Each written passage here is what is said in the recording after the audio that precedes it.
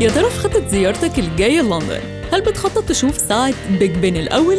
ولا تبدأ سيتي تور من ميدان بيكاديلي؟ طيب هل المتاحف أصلاً في خطة زيارتك؟ بتخطط تقضي وقت ترفيهي فين؟ لو كنت محتار مش عارف تبدأ من فين ولا تعمل إيه مفيش مشكلة، لأن في حلقة النهاردة من لف العالم مع منفيس هنقولك على أهم 10 حاجات لازم تعملها وإنت في لندن.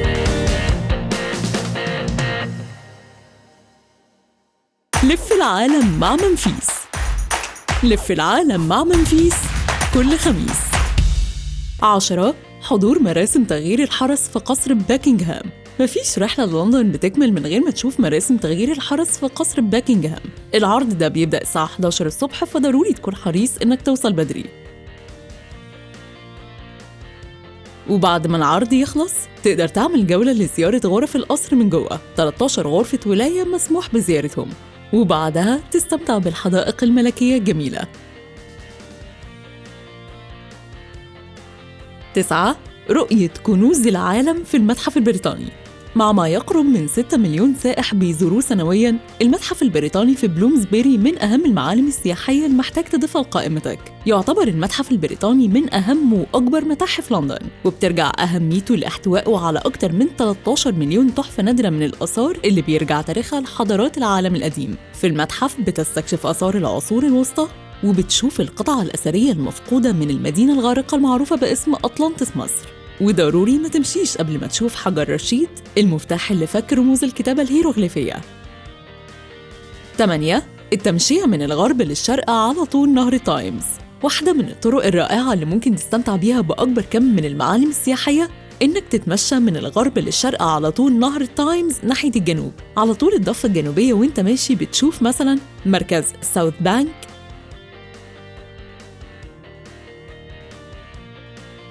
متحف تيت مودرن،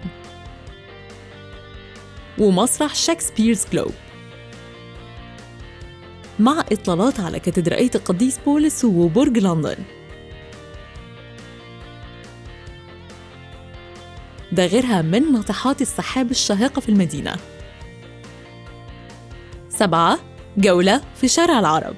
لو ما عندكش فكرة، فإدجوير رود هو الشارع اللي هيعيشك الأجواء العربية وانت في قلب لندن. بيقع شارع العرب في منطقة ويستمنستر عند تقاطع أوكسفورد ستريت مع شارع بورك لين، وفي الشارع هتلاقي كم رهيب من المطاعم العربية والشرقية بمختلف مطابخها، حتى كتير من يافط المحلات هتلاقيها مكتوبة بالعربي. 6. اعمل شوبينج في شارع أوكسفورد. شارع أوكسفورد من أشهر شوارع التسوق في لندن، فعلى طول أكتر من 2 كيلومتر بتقابل أكتر من 300 محل من سلاسل الماركات العالمية زي زارا، نايكي، ويونيكلو، والمفضل عند الأطفال ذا ديزني ستور، بجانب طبعاً أشهر أسماء الستورز في المملكة المتحدة زي سالف ريدجز، جون لوي أند بارتنرز، هاوس اوف فريزر،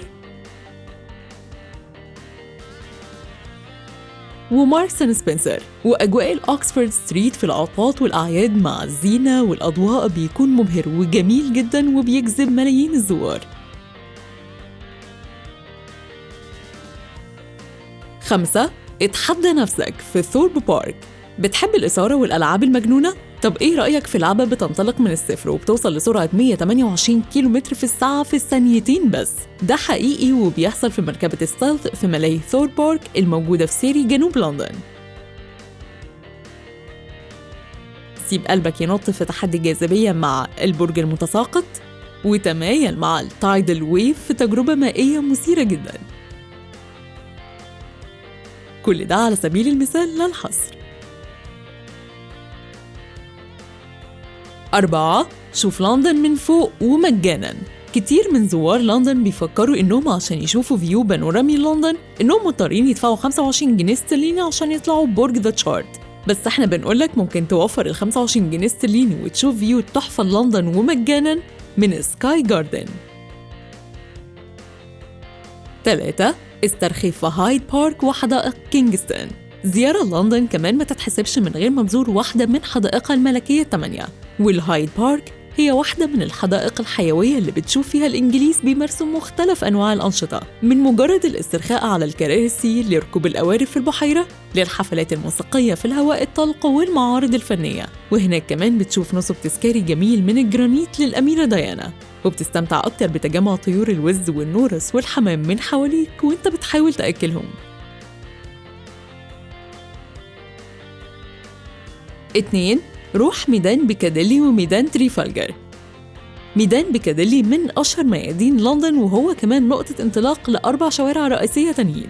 وفي الميدان بتنبهر بكم الشاشات العرض الكبيرة وإشارات النيون اللي بتخطف الأنظار وخصوصاً بالليل. ده غير إنه في محيط الميدان بتنتشر أكبر المسارح والسينمات مع المحلات والمطاعم، وبتقدر كمان تعمل شوبينج من المحلات والبوتيكس في الطريق من ميدان بيكاديلي لميدان تريفالجر.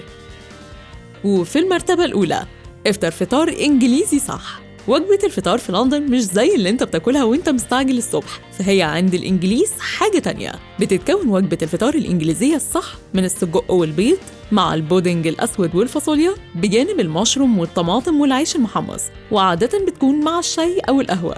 ففطار إنجليزي صح يعني فطار في قمة الروقان. وبما إنك وصلت الرقم 1 فأنت كده مستعد لزيارتك للندن. لو عجبتك حلقة النهاردة ممكن تعمل لنا لايك، وما تنساش تضغط سبسكرايب وتفعل الجرس عشان يوصلك إشعار بحلقتنا الجديدة الأسبوع الجاي.